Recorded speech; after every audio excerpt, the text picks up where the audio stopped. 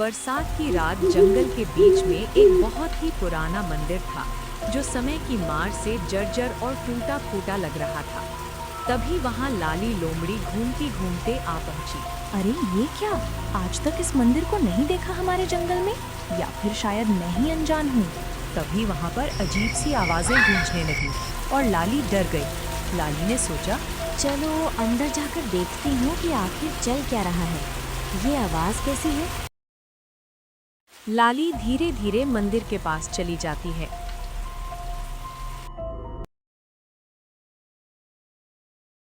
बहुत समय पहले की बात है।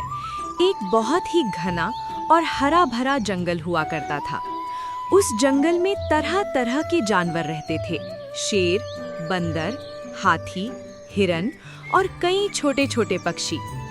सुबह होते ही पूरा जंगल चिड़ियों की मीठी चहचहाहट से गूंज उठता था। सबसे अच्छी बात ये थी कि उस जंगल के सभी जानवर आपस में मिलजुल कर और प्यार से रहते थे। ऐसा लगता था जैसे पूरा जंगल एक बड़ा खुशहाल परिवार हो। और शेर खान उसी जंगल का राजा हुआ करता था और वो बहुत ही दयालु और न्यायप्रिय था। उसे अपने जानवरों से बहुत ही प्यार था। इसी वजह से सारे जानवर खुशी खुशी रहते थे। उसी जंगल में रहता था एक बहुत ही चालाक जानवर जिसका नाम था गधा गब्बू। वो बाकी जानवरों से बहुत अलग और बुद्धिमान था। गब्बू शेर खान का दायां हाथ भी हुआ करता था। जब भी शेर को किसी काम की जरूरत पड़ती तो वो हमेशा गधा गब्बू को ही बुलाता था और उसी से अपना काम करवाता था।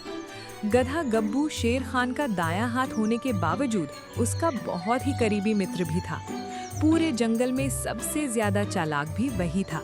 सारे जानवर गब्बू को चालाक गब्बू नाम से बुलाते थे और अगर जंगल में कोई भी समस्या होती तो उसे गब्बू ही सुलझाता था। चालाक गधे, आज शिकार पर चलते हैं। तुम मेरे दाएं हाथ होने के नाते मेरे साथ शिकार पर चलोगे। आज हम बढ़िया सा हिरण का शिकार करेंगे और मजा आएगा आज दावत में। तुम्हें बस मेरे साथ चलना होगा। शिकार मैं ही करूंगा। ठीक है महाराज, चलो आज मैं भी आपके साथ चल ही लेता हूँ ताकि मैं भी आज आपकी बहादुरी लाइव देख सकूं। दोनों शिकार के लिए निकल पड़ते हैं। शेर आगे आगे चलता है और गधा घबराता हुआ शेर खान के पीछे पीछे डर में ही चलता जाता है। शेर और गधा आगे बढ़ते हैं और आगे बढ़ने पर उन्हें एक हिरन दिखाई देता है। शेर उसे देखते ही गधे से कहता है, गधे गब्बू, तुम यहीं पर रुको। मैं अभी पीछे से इस पर हमला करता हूँ और इसका भोजन आज मैं ही करूँगा। तुम बस सब्र रखो और यहीं पर मेरा इंतजार करो। ठीक है महाराज। शेर अपनी पूरी ताकत से उस पर हमला करता है और थोड़ी देर बाद वापस आता है। आज तो बढ़िया दावत हो गई। चलो गधे, घर चलते हैं। बरसात की रात जंगल के बीच में एक बहुत ही पुराना मंदिर था जो समय की मार से जर्जर और टूटा फूटा लग रहा था। तभी वहां लाली लोमड़ी घूमती घूमते आ पहुंची। अरे ये क्या, आज तक इस मंदिर को नहीं देखा हमारे जंगल में, या फिर शायद मैं ही अनजान हूँ। तभी वहां पर अजीब सी आवाजें गूंजने लगी और लाली डर गई। लाली ने सोचा, चलो अंदर जाकर देखती हूँ कि आखिर चल क्या रहा है। ये आवाज कैसी है? लाली धीरे धीरे मंदिर के पास चली जाती है। अगले ही दिन जब जंगल में हर हफ्ते की तरह सभा हुई तब जानवरों में से एक ने कहा, शेर महाराज, हमारे जंगल की लोमड़ी लाली गायब हो चुकी है। जब मैंने उसे रात को देखा था तो वो किसी मंदिर के पास जा रही थी, लेकिन अब तक उसका कोई अता पता नहीं है। न जाने वो वहाँ कहाँ चली गई होगी। हमें तो अब डर लग रहा है। अब हम क्या करें, हमें तो कुछ समझ नहीं आ रहा। ये हमारे जंगल के लिए खतरा हो सकता है। अब आप ही कुछ कीजिए। अच्छा, वो मंदिर तो जंगल में पहले से ही है, लेकिन अब तक ऐसा कुछ नहीं हुआ। अगर तुम इतना कह रहे हो तो मैं इसके बारे में सोचूंगा। अगले ही दिन शेर खुद ये देखने के लिए जाता है कि आखिर उस मंदिर में मामला क्या है। शेर आगे बढ़ता है और मंदिर के पास जाकर खड़ा हो जाता है।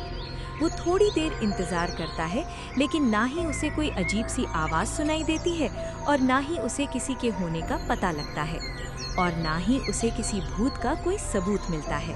अरे ये क्या, मुझे तो कुछ महसूस ही नहीं हो रहा। मैं इतनी देर से यहाँ खड़ा हूँ, लेकिन अभी तक तो मुझे कुछ भी नहीं हुआ। चलो अब यहाँ से निकलता हूँ, मुझे नहीं लगता यहाँ कुछ है।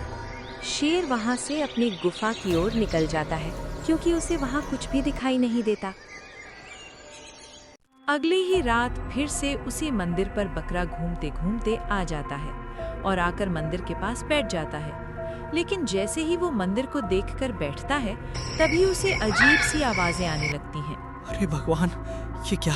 शायद यहाँ कोई भूत या कोई आत्मा का वास है। अब मैं क्या करूँ? मुझे तो कुछ भी समझ नहीं आ रहा है। एक काम करता हूँ, इस मंदिर के अंदर जाकर देख ही लेता हूँ कि अंदर है क्या और क्या चक्कर है। बकरा धीरे धीरे मंदिर के अंदर जाने लगता है। अगले ही दिन फिर से सभा होती है। जानवर कहते हैं, आज तो बकरा भी गायब हो चुका है। वो भी मंदिर के पास ही गया था। पता नहीं अब क्या ही होगा इस जंगल का। ऐसे तो पूरा जंगल ही तहस नहस हो जाएगा और हम में से कोई भी नहीं बचेगा। अरे इतनी चिंता मत करो, मैं भी उसी मंदिर के पास गया था। मुझे कुछ सुनाई नहीं दिया, ना ही कुछ हुआ, तो मैं वापस आ गया। अब की बार मैं अपने करीबी मित्र, सबसे चालाक गधे गब्बू को भेजता हूँ। आप लोग चिंता ना करें, जल्द ही समस्या का हल होगा। जब सभा में शेर खां को पता चला कि जानवर मंदिर के पास जाने पर गायब हो रहे हैं, तो वो तुरंत अपने दाहिने हाथ अपने करीबी और सबसे चालाक मित्र गधे गब्बू के पास गया और बोला, गधे गब्बू, जंगल में अजीब चीजें चल रही हैं। सारे जानवर जब भी जंगल में पड़े एक पुराने मंदिर के पास जाते हैं तो पता नहीं कैसे गायब हो जाते हैं। पहले लोमड़ी लाली गायब हो चुकी है, अब बकरी भी। लेकिन जब मैं गया तो मुझे कुछ नहीं हुआ, इसलिए मैं चाहता हूँ कि तुम जाओ और देखो कि मामला क्या है। ठीक है महाराज, मैं जाकर देखता हूँ कि मामला क्या है। मेरे हिसाब से कोई हम में से ही होगा। शेर के कहने पर गधा गब्बू भी मंदिर के पास आकर पहुंच ही जाता है और थोड़ी देर बाद वो भी थोड़ा सा इंतजार करता है, लेकिन उसे कुछ महसूस नहीं होता। लेकिन वो वैसे ही बैठा था, तभी उसे भी अजीब आवाजें सुनाई देने लगी और वो सोचता है, अरे आवाजें तो मुझे भी सुनाई दे रही हैं। चलो एक काम करता हूँ कि मंदिर के अंदर जाकर देखता हूँ, और आज इस चीज का मैं अंत करके ही रहूंगा, क्योंकि बहुत हो गया अब ये सब। गधा भी धीरे धीरे मंदिर के अंदर जाने लगता है और मंदिर और भयानक लगने लगता है। गधे को मंदिर के अंदर जाते ही वहां पर उसको चीता दिखाई देता है। गधे गब्बू ने चीते से बोला, अच्छा, तुम ही हो ये सब कुछ करने वाले।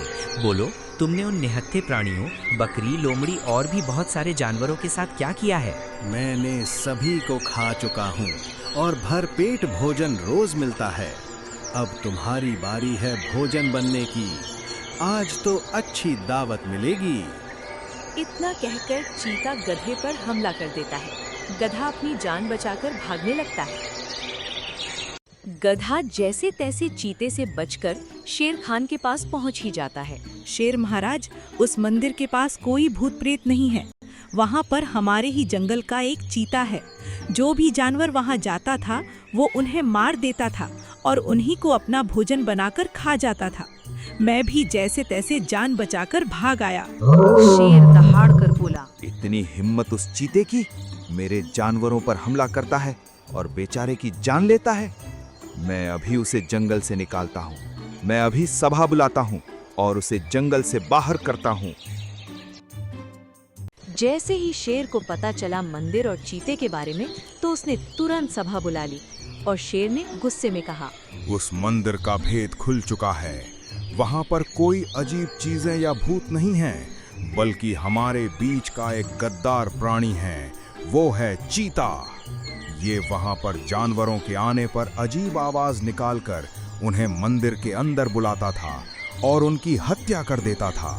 न जाने कितने निहत्थे जानवरों को इसने मारा होगा। इसलिए मैं इस जंगल का राजा होने के नाते इसे आदेश देता हूँ कि ये अभी इसी जंगल से निकल जाए। अगर ये दोबारा यहाँ पर दिखा तो मैं ही इसे खत्म कर दूंगा। चीता उदास होकर जंगल से निकल जाता है। इसलिए दोस्तों, हमें नियत से रहना चाहिए और खाना मेहनत से कमाना चाहिए।